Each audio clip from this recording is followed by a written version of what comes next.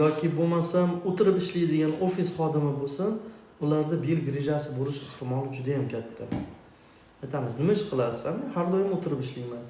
Sizda grija shakllanyapti, sizda bel grijasi bo'lish ehtimoli katta deymiz. Nima qilishim kerak desa, grijangiz kichkina, siz aktiv mashq qilishingiz kerak deymiz. Keyin aytadi, menga dori-darmon yozib bermaysizmi deydi. Sizga dori-darmon yozib beramiz. Lekin dori-darmon sizning og'riqlaringizni qolishi uchun, o'sha yallig'lanish o'chog'idagi mediatorlarning ishlarini qaytarish uchun kerak bo'ladi deymiz. Lekin bu sizni grijangizdan to'liq davolab qo'ymaydi dori-darmon deymiz. Fizioterapiya ham xuddi shunaqa. Dori-darmonlarning hammasini ahamiyati bor. Birinchisi yallig'lanishga qarshi, o'sha sohada yallig'lanish ketadi. Xalq tilida shamollash deydi.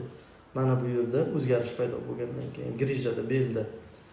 Ikkinchi navbatda shish bo'ladi, mahalliy shish. O'sha shishni qaytarish uchun qaytarilgan bo'ladi. Oddiy qo'lingiz ish qilsa nima bo'ladi? Qo'lingiz shishib ketadi-ku. O'sha shishni qaytadigan dorilar qilamiz, yallig'lanishga qarshi preparat qilamiz.